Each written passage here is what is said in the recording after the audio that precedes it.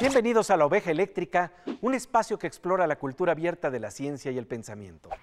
Hola Pepe, ¿qué tal? ¿Qué tal, Kelly? ¿Cómo estás? Muy bien. Pues fíjate, Kelly, que el día de hoy vamos a hablar de la importancia de las investigaciones universitarias para resolver los problemas que tenemos en nuestro país. Los hallazgos de los científicos mexicanos deben conocerse, difundirse para que los aproveche la sociedad. Pepe conversa de este importante tema con el doctor José Lema Labadí.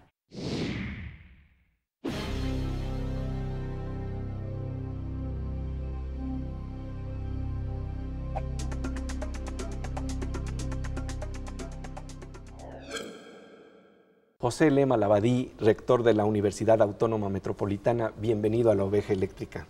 No, es un placer estar aquí contigo, Pepe. Pues me da mucho gusto porque vamos a hablar precisamente de lo que quiere decir 35 años de una universidad, de la pasión y la aventura por el conocimiento, de la búsqueda del conocimiento y de lo que significa en nuestra vida mexicana, crear referentes de conocimiento. Claro. Entonces, yo quisiera que viéramos esto, que nos volteáramos para acá, sí, claro, para que viéramos algo de lo que quiere decir precisamente hacer una universidad en México, hacer investigación en México. Es una adicción al reto tremenda. No sé de dónde nace, yo creo que es genético. Así que acabé la licenciatura, acabé la maestría, acabé el doctorado, me seguí adelante y yo dije, no quiero salir de Iztapalapa, porque ha habido una discriminación espantosa, porque cuando fui dictaminadora del SNI, del Sistema Nacional de Investigadores, veíamos 800 expedientes por año. Estuvo en Harvard, estuvo en Oxford, estuvo en Yale, no, estuvo en no sé dónde. Y yo le decía, y yo en Iztapalapa. ¿Por qué no? Yo decía, ¿por qué salir de Iztapalapa? Hay que trabajar en Iztapalapa, con los medios de Iztapalapa, y salir al extranjero a colaborar de tú a tú para trabajar por este país, con estos medios, porque la gente sale y regresa y quiere un microscopio como el que está en Francia, pero México no tiene esos medios. Entonces hay que tener ideas para trabajar con los medios que tenemos aquí y hacer las cosas bien. Pues, ¿qué te parece, José, estar hablando del referente de Iztapalapa como un referente del conocimiento, como un referente de investigación que tanto falta nos hace en México, ¿no? Pues mira, a mí me agrada mucho el oír que una de las unidades de la universidad es referente de desarrollo de conocimiento, como lo son todas, de alguna manera, en sus especialidades. Es sentir que uno ha colaborado en la construcción de una institución que ha hecho un bien por el país y que estoy seguro eventualmente contribuirá más al desarrollo del mismo. Sí, y lo que estamos hablando es que siempre cuando se piensa en conocimiento se piensa en polos del extranjero. Cuando se está hablando entonces de este referente y de investigaciones de vanguardia que se pueden crear en México, yo creo que esto es algo muy importante porque estamos en medio de lo que se llama hoy en día una sociedad de conocimiento, y saber que estos referentes están en las universidades, que están a unos cuantos metros, a unos cuantos kilómetros de donde vivimos, yo creo que hace la diferencia para saber que nos podemos identificar con esa investigación que se está haciendo aquí en México, ¿no? Así es. Siento que la investigación se ha venido haciendo durante largo rato en México, no solamente en la UAM, en varias universidades. Sin embargo, sabemos que la historia ha sido no la más adecuada para poder dar a conocer estos conocimientos, que la comunidad académica ha estado aislada de apoyos importantes, de reconocimiento, que no se ha podido dar la vinculación entre las universidades y los sectores, hablemos ahora de los productivos, que son los que eventualmente pueden utilizar estas invenciones para sacar adelante objetos que serán del beneficio para la sociedad. Se ha hablado muchas veces de la Torre de Marfil. La Torre de Marfil sí existe, sí ha existido en el país. Es interesante saber, como lo vimos en la entrevista reciente, que un académico formado en la UAM ha estado en el extranjero, que lo que está haciendo ahí es equivalente a lo que se hace en cualquier universidad. Pero en México, desgraciadamente, lo ha hecho aisladamente, en Iztapalapa. Y como ella, yo puedo decir, hay académicos en todas nuestras unidades, en la gran parte de los laboratorios, que si los entrevistas te van a decir, pues aquí en el cajón tengo yo la muestra de una invención que es de tal tipo, de tal otro, Y ahora estoy trabajando en otra cosa porque esa ya se desarrolló, pero no ha habido manera de darla a conocer, no ha habido manera de que se interesen en ella. Vivimos, por desgracia, en un país donde menos del 25% de los jóvenes tienen acceso a la educación superior. Eso es una cifra totalmente inaceptable si nos comparamos con países que tienen un PIB comparable al nuestro. No estoy hablando de compararnos con Estados Unidos, con Inglaterra o con Suecia, con Ecuador, con Panamá, con países más pequeños que tienen mejores índices en términos de jóvenes formados profesionalmente. O sea, hay espacio para todos, hay espacio para mucho conocimiento que debe desarrollarse en el país. Quedan apuntados dos grandes retos: dar a conocer los hallazgos de investigadores mexicanos para que se aprovechen en la sociedad, para crear nuevas industrias, para enfrentar la pobreza, y por otra parte, sumar a más jóvenes al estudio universitario para ampliar nuestros recursos de conocimientos ante los retos que vivimos. ¿Qué te parece, Pepe, si antes de irnos a un corte precisamente vemos algunos de los interesantes proyectos que desarrollan los científicos y expertos de la Universidad Autónoma Metropolitana? Veamos lo que nos dice nuestra compañera Silvina Espinosa de Los Monteros. Universidad Autónoma Metropolitana, 35 años de compromiso social. Durante años, el río Lerma ha abastecido de agua y electricidad a millones de mexicanos. Sin embargo, ahora no solo está sobreexplotado, sino contaminado. A fin de proteger este recurso, desde el 2005, la UAM trabaja en el proyecto denominado la Cuenca Hidrológica del río Lerma como territorio para la gestión integral del agua. Cada segundo, 44.800 litros de aguas residuales son producidos en el Valle de México, pero solo el 17% es tratado. A fin de contrarrestar esta realidad, la UAM Iztapalapa ha creado una planta tratadora de aguas residuales con capacidad de 200 metros cúbicos diarios para purificar desechos hídricos. Al sur de Veracruz existen 165.000 hectáreas que han padecido deforestación, saqueo de especies y cacería ilegal. Por ello, en 1999, la UAM se integró al PIDEST, proyecto multidisciplinario que ha impulsado programas de desarrollo sustentable, ecoturismo comunitario y educación ambiental, beneficiando a más de 9 comunidades en la región de los Tuxtlas.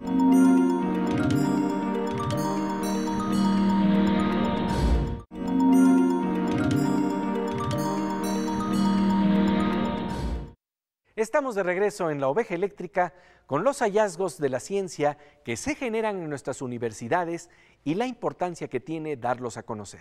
Pepe Gordon conversa con el doctor José Lema Labadí, rector general de la Universidad Autónoma Metropolitana, sobre la imaginación científica que se requiere para enfrentar los problemas de nuestra sociedad.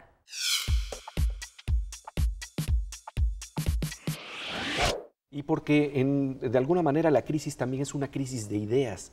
Y lo interesante es que si hay un lugar, si hay un espacio en donde se pueden generar ideas, es en las universidades.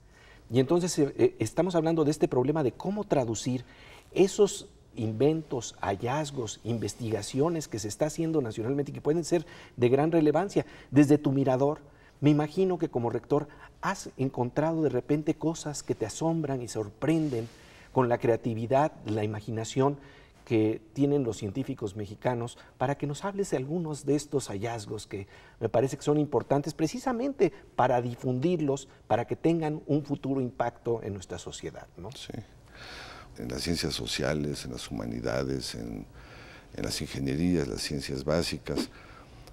Puedo decir que como rector de la universidad me he enterado del trabajo que hacen muchos académicos, que hay cuestiones que yo no había imaginado desde mi ignorancia personal, como cómo limpiar una laguna de desechos ocasionados por hidrocarburos, petróleo, de qué otra manera más que con plantas, con bacterias que cultivamos, que creamos en los laboratorios de la UAM y que sembrándolas en el espacio van en un cierto tiempo a digerir toda esta basura que contamina el ambiente. En la UAM se ha venido haciendo desde hace mucho tiempo y sorprende, ¿verdad?, que hay medidas de esta índole que pueden apoyar al país.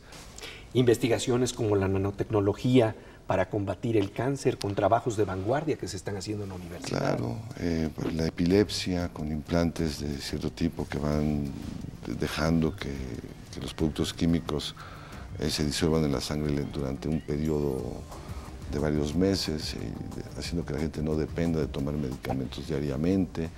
Todas esas son cuestiones que en este momento se están desarrollando y que van a ser impactantes. Lo más extraordinario de todo, esto puedo decir, es unas experiencias, es darme cuenta que finalmente hay un lado humanista, un lado artístico en todos los científicos, que los científicos no son distintos de los artistas, que aún esos experimentos, esos trabajos que pensamos que son básicos y que están muy fundamentados en ingenierías, en ciencias exactas, sí requieren mucha imaginación, requieren un espíritu de aventura por parte del científico y la parte de la ciencia no es nada más aplicar fórmulas, sino también ir elucidando estos espacios muy favorecedores para la labor de una universidad. Y aquí estamos tocando un tema muy interesante, que es el problema precisamente de crear equipos de trabajo transdisciplinarios, ¿no? Porque hoy se habla incluso de ciencias diagonales, de conocimientos transversales, que son importantísimos para emprender una aventura de conocimiento. Háblanos de cómo se ejercita este tipo de conocimiento, este tipo de investigación en la universidad. Bueno, la universidad desde un principio, hace 35 años, definió que la convergencia disciplinaria era una de las formas en las que deberíamos abordar tanto la docencia como la investigación. Y esto en la universidad nos ha llevado a fomentar precisamente grupos de trabajo, algunos bastante amplios. Foros, ¿verdad? Los llamamos foros en un inicio para que esto dé lugar a más trabajo, donde reunimos, por ejemplo, a todos los académicos de las 4 unidades de la UAM, a hablar sobre el agua, a presentar sus investigaciones, y ahí tenemos economistas, sociólogos, pedagogos, obviamente ingenieros hidrológicos, hidráulicos, químicos, biólogos, y la experiencia ha sido muy positiva. Yo siento que para mucha de nuestra plantilla estos espacios de convergencia de conocimiento han sido rejuvenecedores.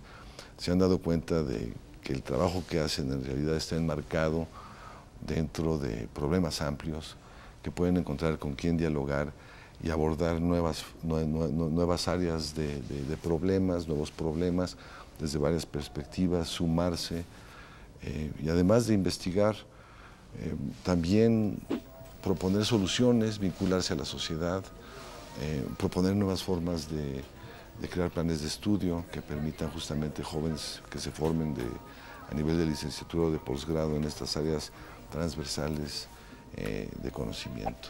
Y esto que a veces un cerebro no da para pensar lo impensable. Yo no puedo pensar más que desde los límites de mi historia. Y lo que es interesante es que de alguna manera se hace un trabajo como el que se llevó a cabo en el surrealismo, en donde una palabra me faltaba a mí, hacíamos un cadáver exquisito, un poema colectivo, e iban entrando entonces zonas de experiencia, de memoria, que de otra manera no podrían darse. Entonces pasamos a reconocer que el Renacimiento tenía razón. Hay que ver las cosas desde varias perspectivas, pero no solos. Sí, hay demasiado conocimiento para un individuo, la formación misma es demasiado compleja para que un individuo pueda volver a ser dueño del conocimiento universal, pero sí es necesario que haya equipos de trabajo, foros, grupos de académicos que puedan entre ellos tener una buena parte de lo que es el conocimiento universal para poder reabordar los problemas de una manera general, amplia, renacentista, digamos, en un cierto sentido. En poesía, como en la ciencia, cuando no alcanza un cerebro para pensar otro tipo de ideas, se pueden formar equipos de trabajo que complementan y amplían nuestras formas de mirar el mundo. Para ver cómo funciona esto en la poesía, vamos a hacer lo que se llama un cadáver exquisito. Este término implica la creación de un poema colectivo. Los poetas surrealistas lo creaban a través de un juego. Los participantes se sientan alrededor de una mesa, uno de ellos toma un papel y escribe una frase. Se dobla el papel y se deja a la vista una de las palabras para que la retome el siguiente participante y así sucesivamente hasta que termina la ronda. De esta manera surgieron estas palabras: el cadáver exquisito beberá el vino nuevo.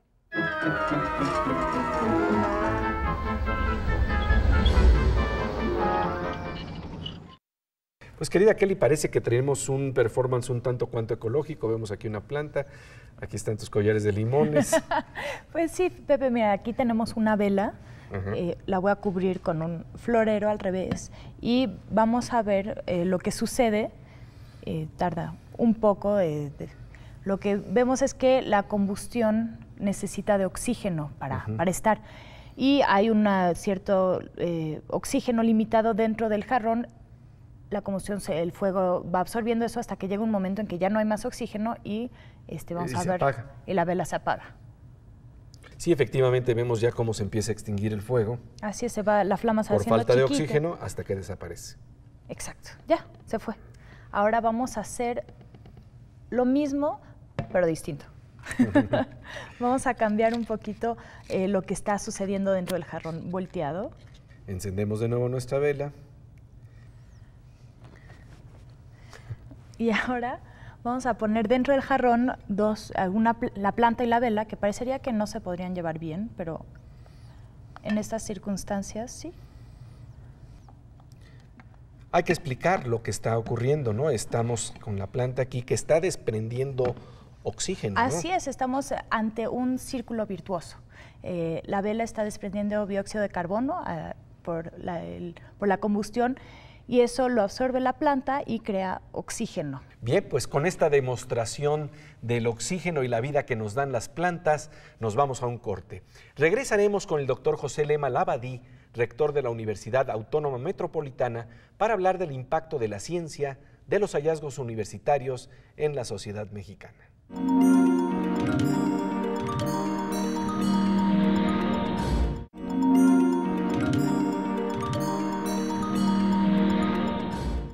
Estamos de regreso en La Oveja Eléctrica con el tema de las respuestas que tiene la ciencia en México ante los graves problemas que vivimos. El rector de la Universidad Autónoma Metropolitana, José Lema Labadí, conversa con Pepe Gordon sobre las investigaciones que se realizan en nuestras universidades y su impacto en la sociedad.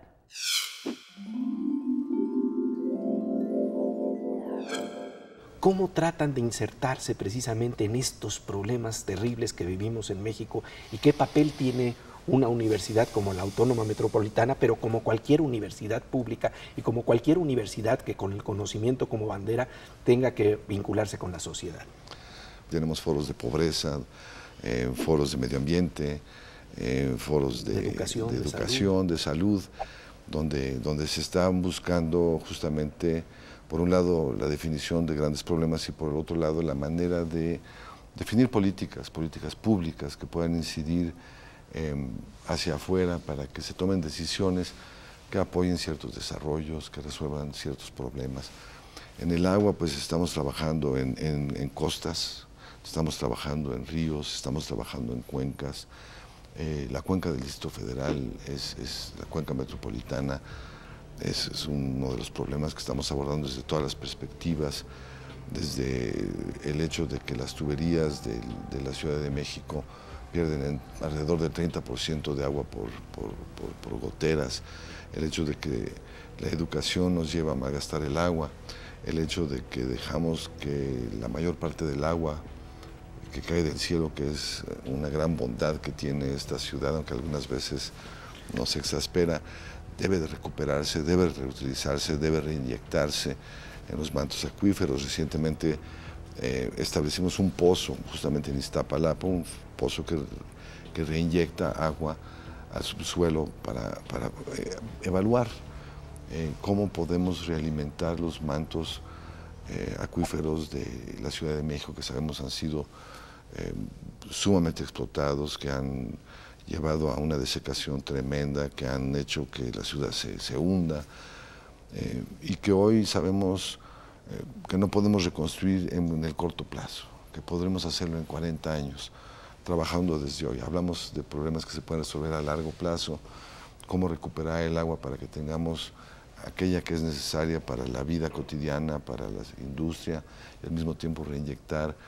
Son problemas que verdaderamente son complejos, en los que estamos inmiscuidos, en los cuales los académicos trabajan cotidianamente y en grupos grandes, y que esperamos eventualmente vayan dando soluciones en este como en otros espacios importantes. Y con esta idea de que lo importante es empezar hoy, si no es que ya empezamos ayer, ¿no? Porque las crisis precisamente parten de falta de ideas y de saber que esas ideas pueden sembrarse hoy. Sembrarse hoy y tampoco esperar mejores condiciones, porque si no lo hicimos en el pasado, tampoco podemos decir, bueno, hoy vivimos en una época de crisis, entonces vamos a esperar a que vengan las épocas de bonanza para entonces empezar a investigar o desarrollar o establecer. Pues simplemente eso no va a funcionar. Hay que hacerlo hoy, en el momento en que vivimos, en el momento en el que todos estamos conscientes de la premura que tienen estos problemas por resolverse y iniciarlo. Doctor José Lema Labadí, muchísimas gracias al rector de la Universidad Autónoma Metropolitana por tu presencia aquí en la Oveja Eléctrica. No, pues ha sido un placer platicar contigo, Pepe, como siempre. Lo que no pensemos hoy simplemente no ocurrirá. Por eso es tan importante tener semilleros de ideas. Esa debe de ser una de las funciones de nuestras universidades en el marco de la era del conocimiento. Esto nos recuerda hoy el doctor José Lema Labadí, rector general de la Universidad Autónoma Metropolitana, institución que cumple 35 años de apuntar en esta dirección. Y bueno, ahora pasamos a la sección Aguas con la Morsa con el físico Manuel López Michelone.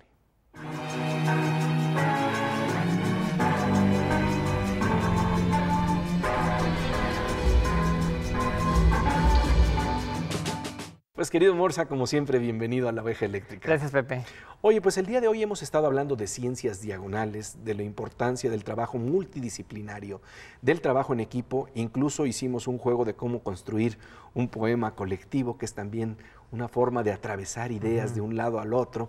Y bueno, yo quisiera ver cómo se expresa esto en la inteligencia artificial. Sí, fíjate, Pepe, en inteligencia artificial hay una serie de formas de buscar la verdad o de buscar cómo hacemos las cosas. Eso ha sido siempre un problema, porque como no entendemos muy bien qué es la inteligencia humana y no la podemos definir con toda precisión, tenemos que encontrar caminos por los cuales movernos a ver si llegamos a ciertas conclusiones. Hay una rama que se llama sistemas expertos, en donde se ha intentado hacer un experto que sea tan bueno como los expertos humanos en la materia. Entonces, uno de los sistemas que se usa es el sistema de pizarrón, se llama el sistema de Blackboard, y lo que hace es, hay un programa central que es una especie como de administrador y tiene una serie de subprogramas que cada uno es un experto específico en ciertas áreas. Entonces, se plantea un problema en el pizarrón y se piensa en esta analogía. Es un salón de clases donde están los alumnos, se pone un problema en el pizarrón y cada alumno va y tiene un área en el pizarrón donde pone su posible solución. Y entonces, al final de cuentas, llega el administrador o el profesor en este caso, ve todas las soluciones y llega a una conclusión, ¿sí?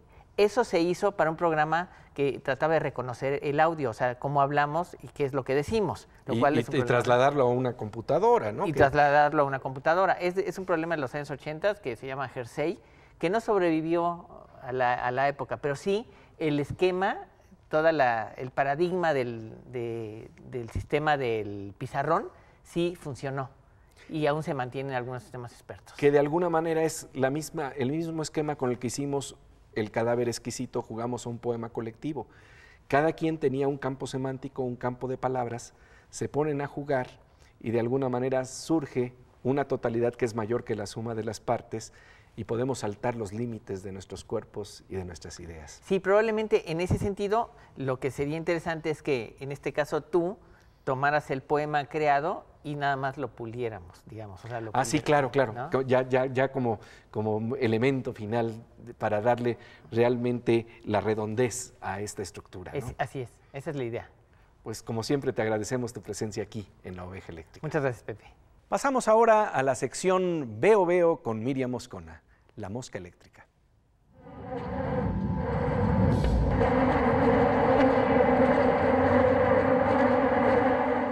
Bienvenida a la Oveja Eléctrica. Gracias, Pepe. Oye, pues creo que últimamente estás haciendo unas investigaciones muy raras, Miriam. Danos la primicia. Pues mira, Resulta que me he cachado que la NASA nos investiga y en realidad no da un paso sin ver la oveja eléctrica, porque fíjate que hay un sitio maravilloso que se llama APOD, por sus siglas en inglés, que quiere decir Astronomy Pictures of the Day, a donde se registran imágenes maravillosas del espacio que se toman con telescopios cada vez más sofisticados y galaxias inalcanzables, se pueden ver, en fin. El 11 de octubre, el pasado 11 de octubre, tú le picas a este sitio y aparece una imagen en donde es clarísimo que la NASA fusila nuestras ideas. Vamos a ver de qué se trata. Claro que sí, vamos a ver.